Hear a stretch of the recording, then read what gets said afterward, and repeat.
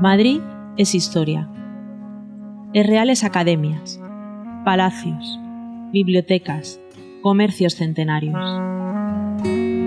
Pero, como toda ciudad, Madrid está hecha a partir de la gente que en ella ha vivido. Por eso, y para que todas las voces puedan contar su historia, queremos detenernos en aquellas que quedaron silenciadas o ocultas en el tiempo. La historia que a veces falta, pero que también hizo de Madrid lo que es.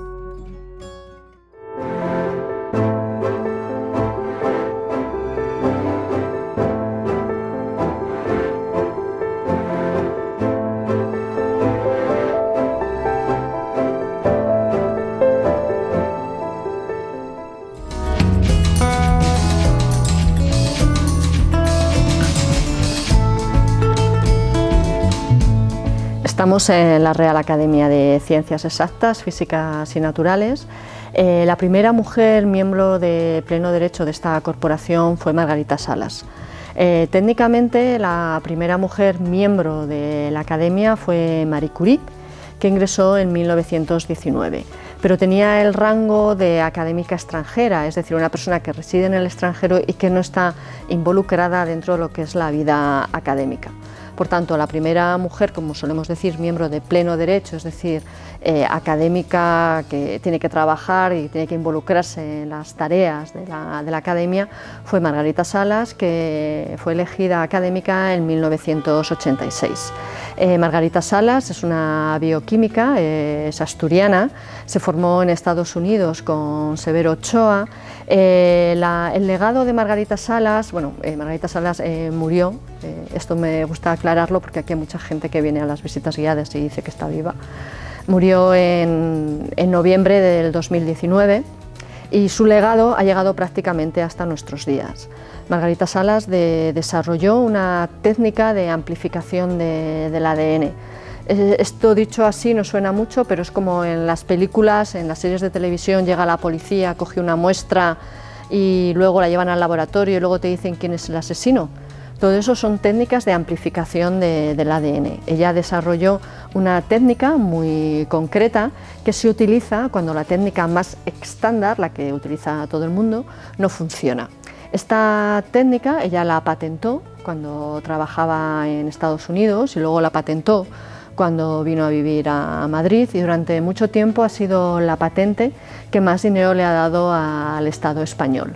A día de hoy esta patente ya ha caducado, pero durante mucho tiempo cualquier persona que utilizara esta técnica de amplificación, ya fuera en Dinamarca o en Grecia, pagaba de manera indirecta lo que se llama una especie de derecho de autor, de royalty a la Hacienda española. Margarita Salas tiene toda otra serie de patentes que todavía a día de hoy están vigentes.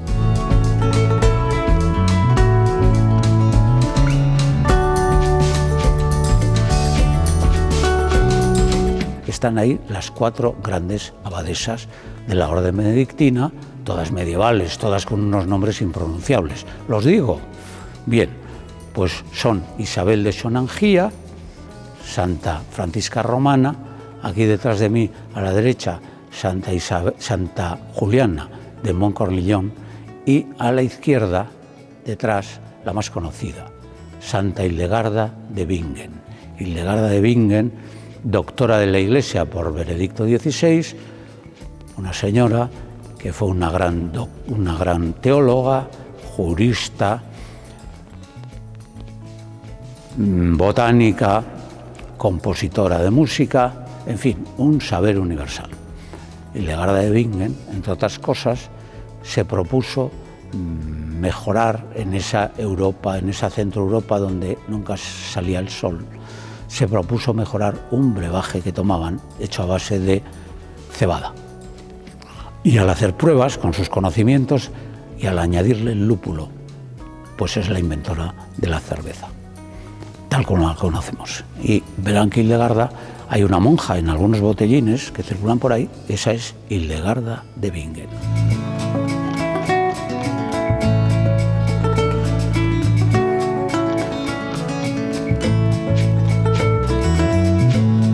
Ahora estamos en la Real Academia Nacional de Farmacia de España para hablar de una de las farmacéuticas que tuvieron una vida más peculiar, quizás más interesante.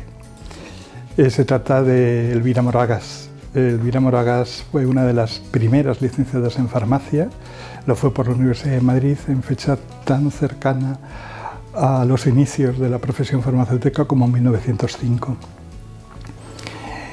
Ejerció en la farmacia familiar, en la farmacia Moragas, que estaba en Fuencarral, hasta 1915 y allí decidió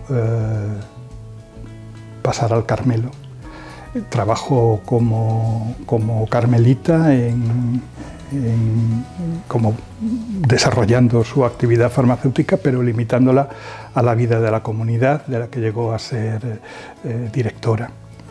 Y su caso es particularmente curioso porque es una de las pocas farmacéuticas que fue asesinada durante la Guerra Civil, murió en 1936, se abrió causa de beatificación y fue beatificada en 1988. Su nombre de religiosa era Sor María de Sagrario de San Luis Gonzaga.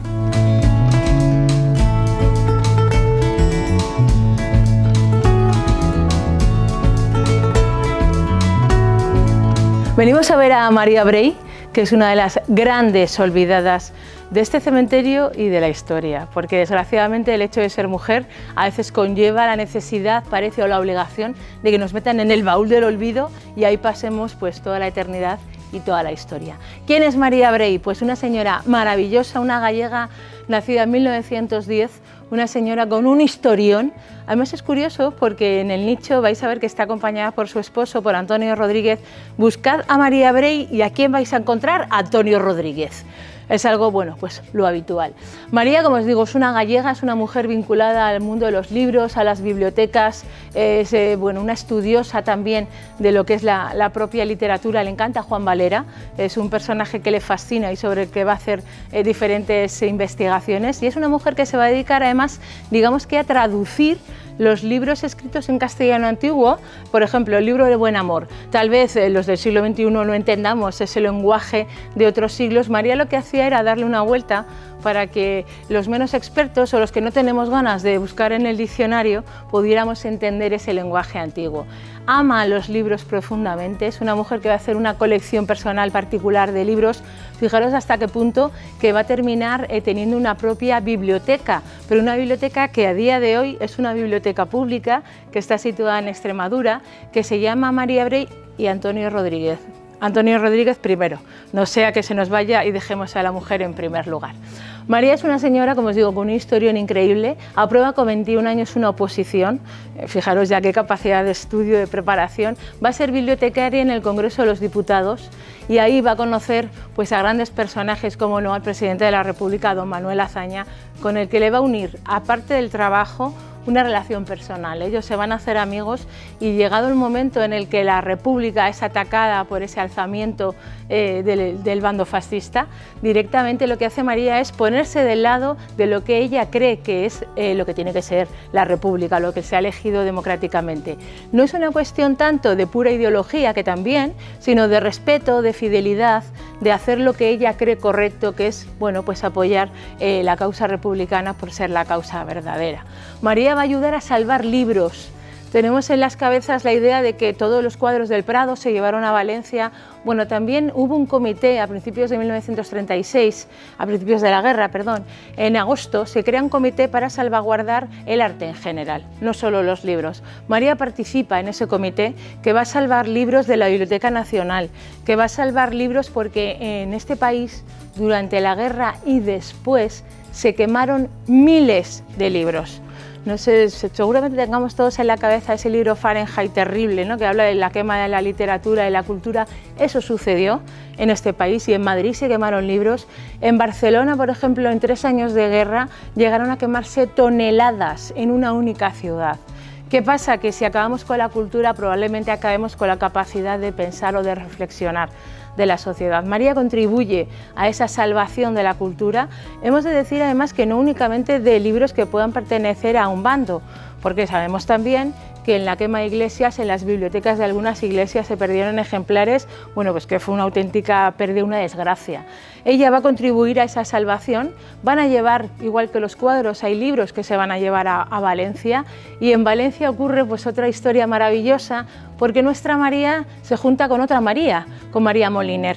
María Moliner está allí también pues, en esa tarea de salvaguardar libros, de recoger información, de intentar que la cultura quede a salvo del terror, y se hacen amigas. Ellas se conocen, se hacen amigas, tan amigas, que María Moliner será uno de los testigos en la boda de nuestra María con don Antonio Rodríguez, porque están enamorados y se casan además en plena guerra civil. Ahí el amor, bueno, pues parece que triunfa frente a lo que es la terrible guerra. Terminada la contienda, tenemos un problema porque ellos han apoyado la causa. Ya os digo que no ha sido la vertiente más radical del bando republicano, pero al haber apoyado la República, bueno, pues el régimen lógicamente va a infringir un castigo a ambos, y a María le va a tocar irse, cuidado, a la Biblioteca de Hacienda de Huelva. Imaginaos pasar del Congreso a la Biblioteca de Hacienda, que con todos los respetos no digo yo que, pero Hacienda no tiene como prioridad lo que es la biblioteca o la lectura. Allí ella sufre porque no puede desarrollar. Bueno, su marido Antonio va a tener la oportunidad de irse a trabajar al otro lado del charco, se van a trabajar a Argentina porque la situación aquí cada vez es pues, con mayor presión. Él va primero y ella se queda en España preparándolo todo para irse con él. En ese transcurrir del tiempo se escriben unas cartas que nos hablan de una María con una creatividad literaria maravillosa. Ella se inventa que es la gata que tienen ellos en casa, y es como si la gata escribiera cartas a su marido. El marido en esas cartas le responde a María que tiene que escribir más, que se deje de investigar, que se deje de documentar, que escribe maravillosamente y que podría hacer algo más de ficción. Desgraciadamente no llega a hacer ficción o no trasciende que la haya hecho. Yo siempre me quedo con la cosa de ¿y si escribió y lo hemos perdido? ¿Y si hizo alguna? Bueno, no tenemos constancia, salvo de esas documentaciones que hace de autores, de literatura, etc. Vuelven a España transcurridos los años, y en España ella, bueno, pues vuelve un poco, trabaja en el Lázaro Galeano, está en la biblioteca unos años, todavía tiene un poco el estigma, ¿no?, de haber apoyado a la República, pero ya también sabemos que la dictadura va bajando presión, aunque desgraciadamente continúa durante los 40 años, pero va bajando esa presión y viven, bueno, pues de manera más o menos abierta aquí en Madrid. Él y ella son amantes de los libros, ya os lo he comentado, hasta tal punto que tienen una biblioteca maravillosa, una biblioteca fantástica, una biblioteca que cuando ellos fallecen van a donar al ámbito público, y que hoy día, aparte de esa biblioteca maravillosa, está en Extremadura, en la biblioteca precisamente que lleva el nombre de los dos. Pero yo me gustaría recomendaros, o me gustaría que rescatáramos un poquito más a María. Por cierto, no os lo he comentado, pero ese Brey igual nos suena, ¿no? Ese segundo apellido del presidente que fuera del gobierno, don Mariano Rajoy, Brey. Estamos hablando de la tía de Mariano Rajoy, a la que, por cierto, modo cotilleo, algunos llaman la tía roja, la tía republicana. En fin, que nos gusta sacar un mote y nos gusta sacar, pero bueno, lo importante de ella, su amor a los libros, su amor a lo que es la literatura, sus estudios, sus investigaciones, su capacidad de salvaguardar la cultura y de, aun estando defendiendo a la República, reitero, defender toda la cultura, todo el ámbito cultural, que ella también quería salvaguardar esos libros de las iglesias, esos documentos que desgraciadamente en guerra pues también perdimos.